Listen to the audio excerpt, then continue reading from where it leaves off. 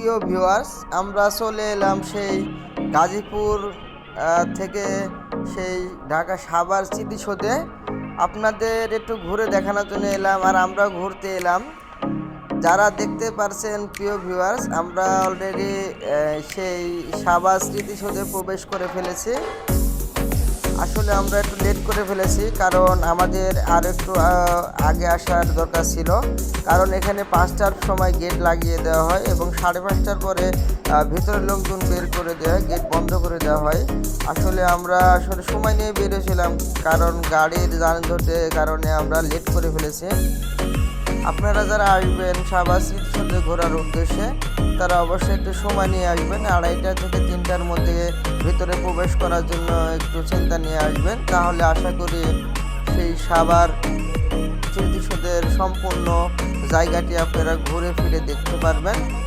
আর সাভার স্মৃতিসৌধের ভিতরে জায়গাটি যারা আসেন নাই দেখার জন্য একবারও, তারা অবশ্যই সময়টা নিয়ে আসবেন, কারণ অনেক সুন্দর একটি পরিবেশ জায়গা।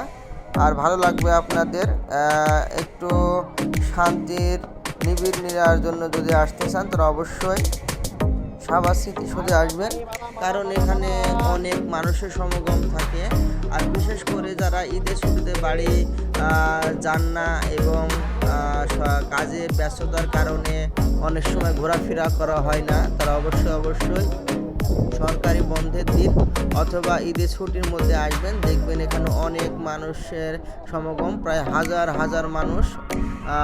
আসলে দেখতেই পাচ্ছেন, আপনারা নিজেরাও দেখতে পাচ্ছেন পুরো সাভার স্মৃতিসৌধ এলাকাটি মানুষে পরিপূর্ণ হয়ে গেছে। আর আসলে সবাই চায় একটু ঘোরাফেরা করি, আর ঘোরাফেরা করলে আপনারা জানেন মন ভালো থাকে। আর কাজের ব্যস্ততার কারণে আমরা নানান সব সময় হয়ে ওঠে না, যে কারণে সময়ের ফাঁকে ফাঁকে একটু ঘোরাফেরা করবেন। দেখবেন আপনাদের পরবর্তীতে কাজ করতেও ভালো লাগবে, কাজের প্রতি মন বসবে, আর মনটা ফ্রেশ হয়ে যাবে। আর আমরা সেই উদ্দেশ্যে ঘোরাফেরা করে, আর আপনারা ঘোরাফেরা করবেন আশা করি। যারা ঘোরাফেরা করেন না, আর ঘোরাফেরা করে দেখবেন আপনাদের আসলে মন ভালো থাকবে।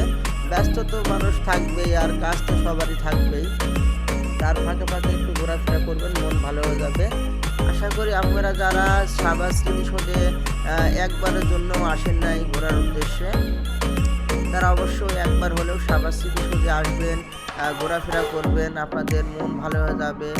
আর যারা আগে দু একবার এসেছেন, তারা তো জানেননি সাভার স্মৃতিসৌধ জায়গাটি কেমন। আসলে টিকিট কাটা লাগে না, এখানে সম্পূর্ণ ফ্রি, যে কারণে অনেক মানুষ ঘোরাফেরা করছে। আর এখান থেকে টিকিট 100 টাকা 200 টাকার টিকিট যদি মানুষের প্রতি নির্ধারণ করা হতো, তারপরেও মানুষ এই 100 টাকা থেকে 200 টাকার টিকিট কি 300 টাকার টিকিট কেটে ভেতরে প্রবেশ করতো।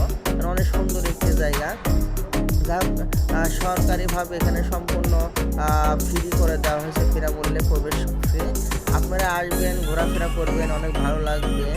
আশা করি আমার ভিডিওটি যারা দেখছেন, তারা অবশ্যই আমার চ্যানেলটি সাবস্ক্রাইব করে দিবেন।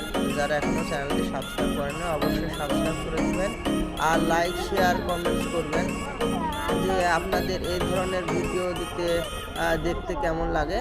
আর আপনাদের উৎসাহ পেয়ে আমরা আশা করি পরবর্তী ভিডিওগুলো ভালোভাবে দিতে পারবো। প্রিয় ভিউয়ার্স, কমেন্ট বক্সে অবশ্যই জানিয়ে দিবেন আপনাদের ভিডিওগুলো কেমন লাগে। আর আপনার উৎসাহ পেয়ে আমরা আরও ভালো ভালো ভিডিও আপনাদের উপহার দিতে পারবো। আশা করি আগামী ভিডিওগুলো যেন আরও ভালো কিছু দেখাতে পারি, আপনাদের নিয়ে আসতে পারি।